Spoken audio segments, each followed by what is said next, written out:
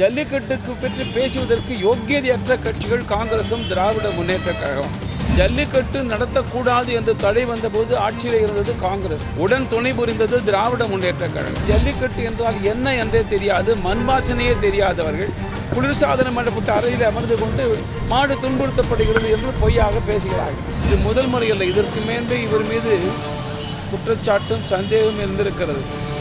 ஒரு கால் அதுதான் தகுதி என்று கருதியோ என்னவோ இந்த அரசாங்கம் அவரை தலைமைச் செயலராக கூட நியமித்திருந்திருக்கிறது. ஆளுங்கட்சி இருப்பவனே தெருவில் இறங்கி போராடுவது கெஜ்ரிவால் மாத்திரம்தான் செய்ய முடியுமே ஒழிய மற்றவர்கள் செய்ய இயலாது. ஜல்லிக்கட்டு நடத்தணும்னு சொல்லி பல்வேறு கட்சிகள் போராட்டங்கள் அறிவிச்சிருக்காது. மத்திய அரசு அமைச்சர்கள் கூட வீணற்ற வேலை அதுக்கான நடவடிக்கை போராட்டம் நடத்தட்டும்.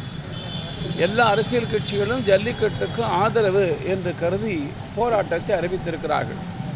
நாங்களும் அகில இந்திய அண்ணா திமுகவும் தமிழ்நாட்டில் அகில இந்திய அண்ணா திமுக ஆட்சியில் இருப்பதாலும் பாரத நாட்டில் நாங்கள் ஆட்சியில் இருப்பதாலும் ஆளுங்கட்சி இருப்பவனே தெருவில் இறங்கி போராடுவது கெஜ்ரிவால் மாத்திரம்தான் செய்ய முடியுமே ஒழிய மற்றவர்கள் செய்ய இயலாது. யாருக்கு எதிர்ப்பு? தமிழ்நாட்டில் பாரதிய ஜனதா கட்சி தான் முனைப்பு காட்டுகிறது. ஆனால் திராவிட முன்னேற்ற கழகத்தின் சார்பாக பேசியவர் ஜல்லிக்கட்டுக்கு எதிர்ப்பு ஆதரவு என்றெல்லாம் பேசுகிற பாரதிய ஜனதா கட்சி ஏமாற்றுகிறது என்று பேசியிருக்கிறார். ஒன்றை தெளிவாக பதிவு செய்ய வேண்டாம். ஜல்லிக்கட்டு நடத்தக்கூடாது என்று தடை வந்தபோது ஆட்சியில் இருந்தது காங்கிரஸ், உடன் துணை புரிந்தது திராவிட முன்னேற்ற கழகம். ஜல்லிக்கட்டுக்கு பற்றி பேசுவதற்கு யோக்கியதையற்ற கட்சிகள் காங்கிரசும் திராவிட முன்னேற்ற கழகம். அதை மறந்துவிட்டு அந்த தலைவர்கள் பாரதிய ஜனதா கட்சியை குறை சொல்வது பொருத்தமல்ல. அவர் ஆட்சி காலத்தில் தடை செய்யப்பட்ட ஜல்லிக்கட்டை மீண்டும் எப்படி நடத்த வேண்டும் என்பதில் தீவிரமாக இருந்தது தமிழ்நாடு பாரதிய ஜனதா கட்சி மாத்திரமல்ல, தேசிய அளவில் இருக்கிற பாரதிய ஜனதா கட்சி மாத்திரமல்ல, மத்திய அரசாங்கமே. அதற்காக நாங்கள் ஒரு சட்டம் கொண்டு வந்தோம். ஆனால் அதை நீதிமன்றம் நிராகரித்து விட்டது. எனவே அதிகாரபூர்வமான ஒரு புதிய சட்டமே கொண்டு வந்தோம். அதையும் எதிர்ப்பதற்காக ஜல்லிக்கட்டு என்றால் என்ன என்றே தெரியாது, மண் வாசனையே தெரியாதவர்கள், மேநாட்டு நாகரிக ஆதிக்கத்தில் மூழ்குபவர்கள், நுண்ணாக்கு ஆங்கிலத்திலே பேசுபவர்கள் குளிர்சாதனம் பண்ணப்பட்ட அறையில் அமர்ந்து கொண்டு மாடு துன்புறுத்தப்படுகிறது என்று பொய்யாக பேசுகிறார்கள். ஜல்லிக்கட்டை பார்த்தால் துன்புறுத்தப்படுவது மாடானது மனிதனா என்பது தெரிய வர. ஒரு அரசு அதிகாரி இல்லத்தில் இத்தனை கிலோ தங்கம், இத்தனை நோட்டுகள், நோட்டு கட்டுக்கள், புதிய ரூபாய் நோட்டுகள், இதையெல்லாம் எப்படி வந்தன? எனவே ராவுக்கு பேசுவதற்கே தகுதி இல்லை. சட்டம் தன் பங்கை செய்யும். அவர் உண்மையை ஒப்புக்கொண்டு இதற்கு பின்னணியில் யார் காரணம், நான் பெற்றது வெறும் பங்கு தொகைதான், முழு தொகை யாருக்கு தந்தேன் என்பதையெல்லாம் அவர் சொன்னால் ஓரளவுக்கு சட்டம் அவர் மீது ஒரு நளினமான போக்கை கடைபிடிக்கும். அதனால் இந்த பேச்செல்லாம் மக்கள் நம்ப போவதில்லை. தவற்றுக்கு மேல் தவற்றை செய்துவிட்டு, இது முதல் முறையல்ல, இதற்கு மேலே இவர் மீது குற்றச்சாட்டும் சந்தேகம் இருந்திருக்கிறது. ஒரு கால் அதுதான் தகுதி என்று கருதியோ என்னவோ இந்த அரசாங்கம் அவரை தலைமைச் செயலராக கூட நியமித்திருந்திருக்கிறது. எதுவாயினுமாக சட்டத்தின் முன் நிறுத்தப்பட்டு உரிய முறையில் அவருக்கு உரிய தண்டனை வழங்கப்பட வேண்டும்.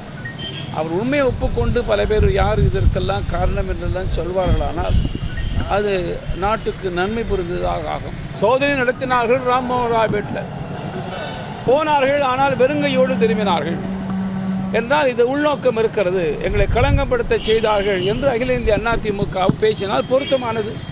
எஸ்ஆர் பாலசுப்ரமணியமோ யார் பேசினாலும் பொருத்தமானது. கட்டுக்கட்டான நோட்டுகள், தங்க கட்டிகள், என்ன பதில்? அதை சொல்வதை விட்டுவிட்டு துணை ராணுவத்தை சேர்த்து கொண்டு போகலாமா என்னெல்லாம் பேசுவது, விஷயத்தை விட்டுட்டு வேறு பக்கம் போயிடுது.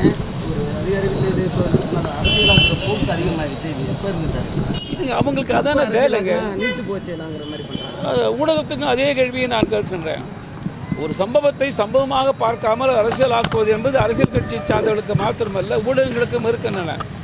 இது தெளிவாக தவறு இழைத்தவன் மீது குறிப்பு வந்த காரணத்தால் அவர்களே தந்து திருப்பு. நரேந்திர மோடி பகிரங்கமாக சொல்லியிருக்கிறார், பொதுமக்களே எங்களுக்கு தகவல் தந்து உதவுகிறார்கள். அதில் அந்த தகவலை வைத்து மாத்திரம் செய்வதில்லை, ஆதாரம் இருக்கிறதா என்பதை ஆய்ந்து ஆங்கிலத்தில் the prima facie there is a case அடிப்படையில் ஒரு சம்பவம் இருக்கிறது இருந்தால் நாங்கள் ரெய்டு நடத்துகிறோம் என்று அதன் பலன் கிடைத்திருக்கிறது. பெரிய வரலாற்று சாதனை செய்திருக்கிறது. உலகரங்கில் அணு ஆயுதத்தில் ஒரு வல்லரசு நாடாக பாரதம் மாறி வருகிறது என்பதற்கு நிரூபணமாக இதுவரை எவரும் செய்யாத, பாரதமும் செய்யாத பெருஞ்சாதனையாக 5ஆம் எண் ஏவுகணையை விண்ணில் வெற்றிகரமாக ஏவியிருக்கிறது. 50 டன் எடை கொண்ட அந்த ஏவுகணை உலகின் பாதி பகுதிகளிலே சென்று தாக்கக்கூடிய வலிமை வாய்ந்தது. 18 விதமான ஆயுதங்களை ஏந்தி 18 இடத்திலே போய் வெடிக்கச் செய்வது. எனவே நாம் தலைநிமிர்ந்து பெருமை கொள்ளலாம். எந்த அடல் பிஹாரி வாஜ்பாய் அவர்கள் ஆட்சியில் இருந்த பொழுது முதலாக பொக்ரானில் அணு ஆயுத சோதனை நடத்தி பாரதம் கூட இந்த அணு ஆயுத சோதனையில் முன்னணி வைக்கின்றது என்பதை காட்டுவதற்காக நிரூபித்தாரோ, அந்த வாஜ்பாய் அவர்களது பிறந்த தினம் ஒட்டி மறுநாளே இத்தகைய நல்ல செய்தி வருவது என்பது மிகவும் மகிழ்ச்சிக்குரியது. நான் இந்திய நாட்டு விஞ்ஞானிகளை மனதார பாராட்டுகின்றேன். நான்